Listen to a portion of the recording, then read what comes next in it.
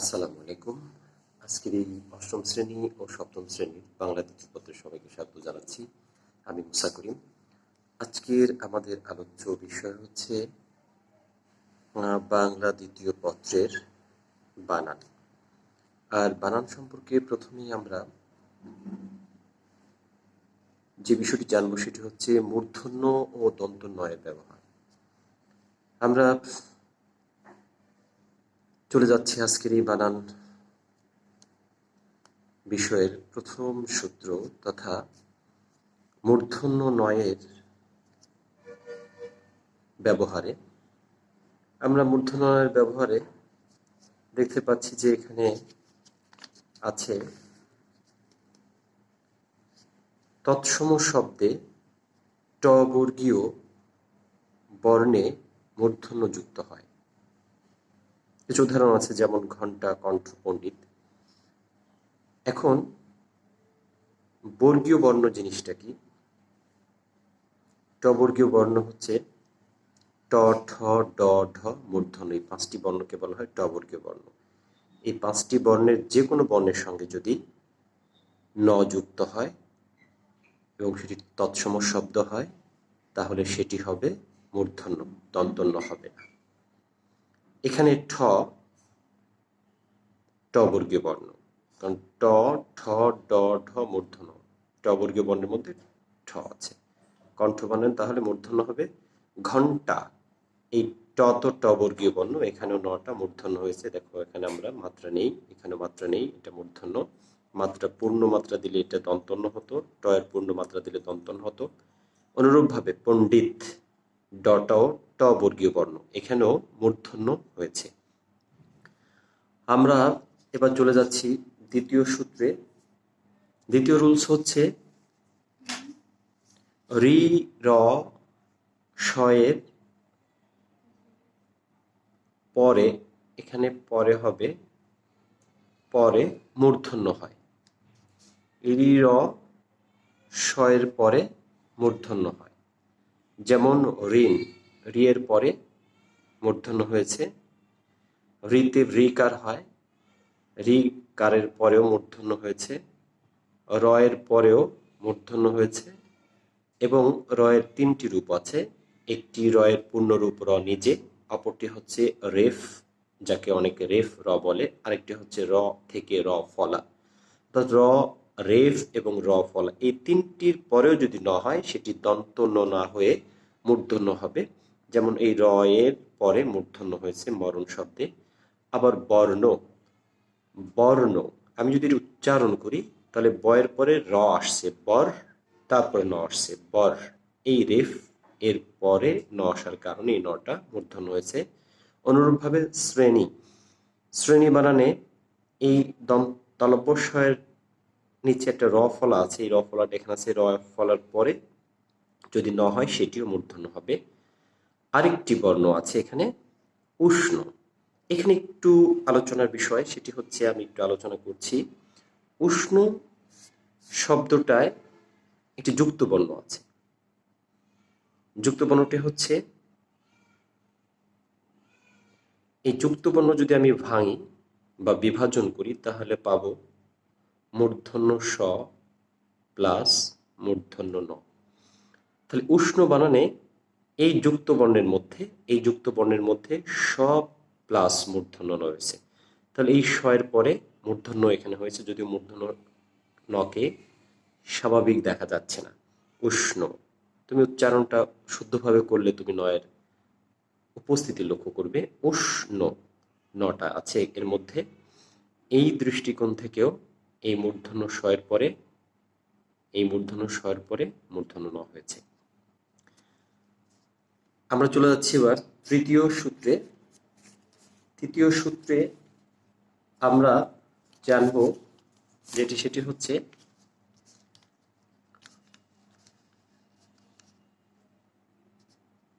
রি, র, শ এর পরে স্বরবর্ণ 11টি, ক বর্গীয় বর্ণ 5টি, প বর্গীয় বর্ণ 5টি, এছাড়াও মূর্ধন্য স, অন্তস্থ অ, হ এবং অনুস্বার, এই 4টি সহ টোটাল বা মোট 25টি বর্ণের যে কোনো এক বা একাধিক বর্ণের পরে মূর্ধন্য হয়। আমি আবারও বলছি, সূত্রটি একটু জটিল।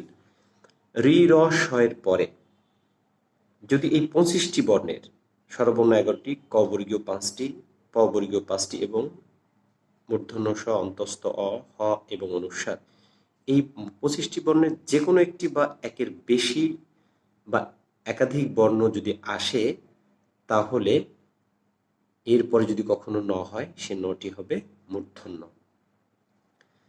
দেখো, আমরা উদাহরণ দিয়েছি কৃপণ। এখানে এই রি থেকে রিকার এসেছে, এরপরে কি আসছে? প আসছে। এখানে আমরা দেখেছি যে প বর্গীয় বর্ণের মধ্যে 5টি বর্ণ আছে, প, ফ, ব, ভ ও ম। এই প এর পরে যেহেতু ন আসছে, সেহেতু এই নটা হয়েছে মূর্ধন্য। অনুরূপভাবে ব্রাহ্মণ। ব্রাহ্মণ শব্দকে একটু আমরা আলোচনা করি। এখানে যদি এটা আমরা ভাঙি, তাহলে আমরা যে বর্ণগুলো পাবো সেটা হচ্ছে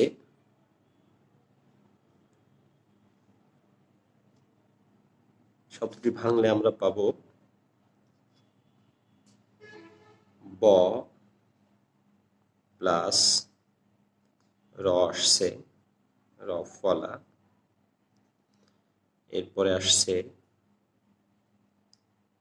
একটি যুক্ত বর্ণ, রফলার পরে আসছে স্বরে আ,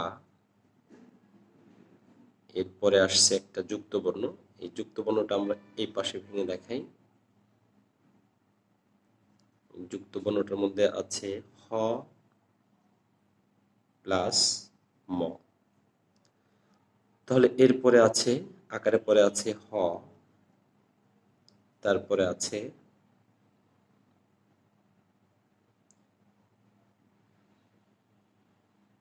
ম, এরপরে আছে ন। তাহলে ব, রফলা, আকার। তাহলে এখানে র এর পরে আকার আসছে। এই রফলার পরে যে আকার আসছে, এই আকারটা কিন্তু স্বরবর্ণের মধ্যে স্বরে আতে আকার হয়, এটা আছে। এরপরে আসছে হ, এই হটা এখানে আছে, এই হটা এখানে আসছে। এরপর আসছে ম, ম বর্ণটা আছে প বর্গীয় বর্ণের মধ্যে, প, ফ, ব, ভ, ম, ম আসছে। এরপরে আমরা এখানে শুধু লিখেছিলাম এই 25টি বর্ণের যে কোনো এক বা একাধিক, কিন্তু এখানে কিন্তু একাধিক বর্ণ আসছে। একটা আসছে স্বরবর্ণ থেকে আ, এই হ থেকে হ এবং ম, 3টি বর্ণ আসছে। এরপরে যেহেতু ন হয়েছে, সেটি নটি হবে মূর্ধন্য। লক্ষণ শব্দটি একটু ব্যাখ্যা করা দরকার। লক্ষণ শব্দের মধ্যে আমরা একটু ব্যাখ্যা করলে পাবো, এখানে লক্ষণ শব্দের মধ্যে একটি যুক্ত বর্ণ আছে, এটাকে আমরা অনেকে ক্ষীয় বলি। এটা ভাঙলে আমরা পাবো ক প্লাস মূর্ধন্য স। তার এখানে লক্ষণ শব্দের মধ্যে ক প্লাস মূর্ধন্য স আছে।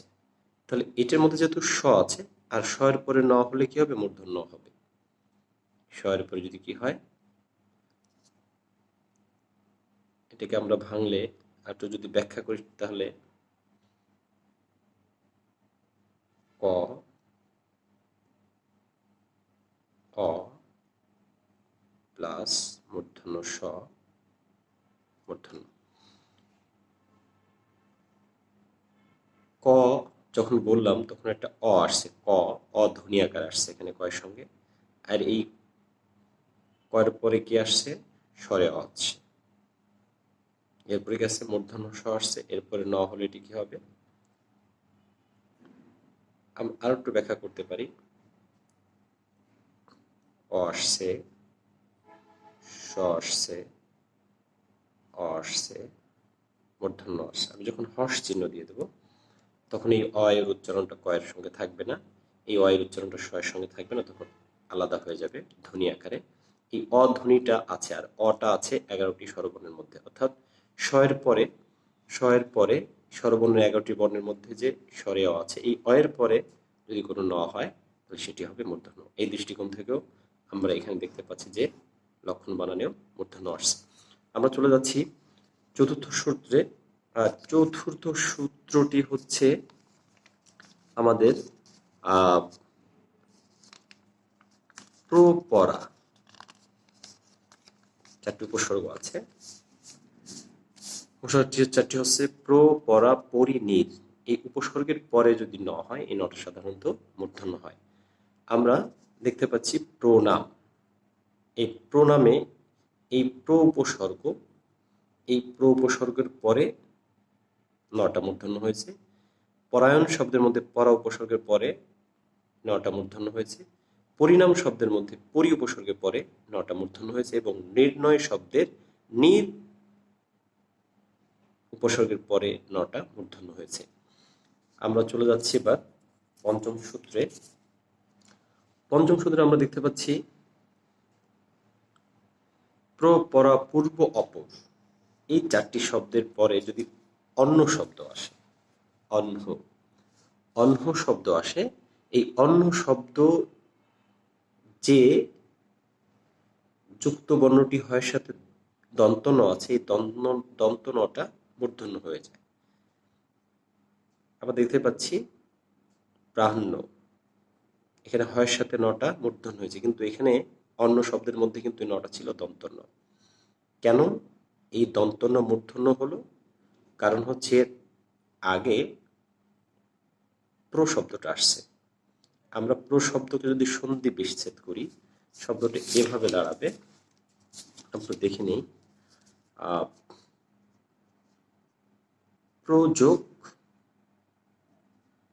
অন্ন, প্রযোগ অন্ন, প্রাণ। এখানে অন্ন শব্দটা, এই শব্দটি এখানে কিন্তু নটা ছিল দন্ত ন। যখনই সন্ধি হলো প্রযোগ অন্ন প্রাণ্য, এটি স্বরসন্ধি, এই কারণে এই নটা এখানে দন্তন্য থাকলেও এখানে হয়েছে মূর্ধন্য। প্রাণ্য শব্দের অর্থ হচ্ছে সকাল বেলা। ঠিক পূর্বাহ্ন এইভাবে পূর্বযোগ অন্ন পূর্বাহ্ন, পরযোগ পরাযোগ অন্ন পরাহ্ন, অপরযোগ অন্ন অপরাহ্ন। প্রাহ্ন এবং পূর্বাহ্ন দুটি শব্দের অর্থ একই, সকালবেলা। পরাহ্ন এবং অপরাহ্ন, পরাহ্ন এবং অপরাহ্ন দুটি শব্দের অর্থ বিকেল বেলা। আমরা চলে যাচ্ছি এবার 6 নম্বর সূত্রে। কতগুলো তৎসম শব্দের স্বভাবতই মূর্ধন্য হয়, যেমন অনু, কোন, লবণ, গণিত ইত্যাদি। এবার আমরা চলে যাব দন্ত নয়ের ব্যবহারে। দন্ত নয়ের ব্যবহারে আমরা 1 নম্বর সূত্রটি হচ্ছে ত বর্গীয় বর্ণে, ত বর্গীয় বর্ণে সবসময় দন্ত ন হয়। ক্লান্ত, এখানে এই তটা হচ্ছে ত বর্গীয় বর্ণ, তার সঙ্গে যুক্ত হয়েছে ন, সেটি হয়েছে দন্ত ন, এখানে কিন্তু এটি মূর্ধন্য নয়। গ্রন্থ, গ্রন্থ বানানে এই থয়ের সঙ্গে ল যুক্ত হয়েছে এবং সেটি হচ্ছে দন্ত ন। ত বর্গীয় বর্ণ 5টি, ত, থ, দ, ধ, দন্ত ন। অনুরূপভাবে আনন্দ শব্দের মধ্যে এই দ শব্দের সঙ্গেও যে ন যুক্ত হচ্ছে সেটা হচ্ছে দন্ত ন। অন্ধ, এই যুক্ত বর্ণটা ন প্লাস ধ, এই ধয় ও যেহেতু ত বর্গীয় বর্ণ সেহেতু এর সাথে যে নটা যুক্ত হয়েছে সেটি হচ্ছে দন্ত ন। আমরা চলে যাচ্ছি দন্ত নয়ের দ্বিতীয় সূত্রে। আর দ্বিতীয় সূত্রে আমাদের যেটি রয়েছে সেটি হচ্ছে বিদেশি শব্দে সাধারণত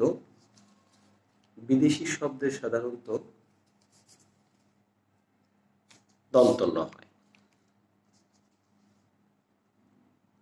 আমরা চলে যাচ্ছি দ্বিতীয় শব্দে সন্ধিও সমাসবদ্ধ শব্দে দন্ত ন হয়। বিদেশি শব্দে হবে, এটা 3 নম্বর সূত্রে আমরা যাচ্ছি, সন্ধিও সমাসবদ্ধ শব্দে দন্ত ন হয়, যেমন দুর্নাম, দুর্নীতি, ত্রিনয়ন।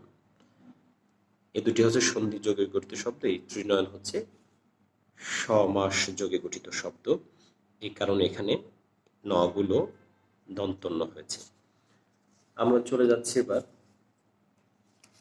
তৃতীয় সূত্রে। আর তৃতীয় সূত্রটি হচ্ছে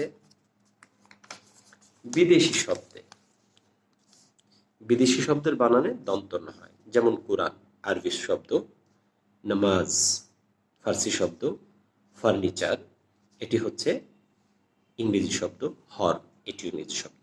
অর্থাৎ সবগুলোই বিদেশি শব্দ। আর বিদেশি শব্দ হওয়ার কারণেই যতগুলো ন এখানে হয়েছে সবগুলোই দন্ত ন হয়েছে। একটি মজার বিষয়, ফার্নিচার শব্দটি ইংরেজি শব্দ, এর বাংলা অর্থ হচ্ছে আসবাবপত্র। আসবাবপত্র।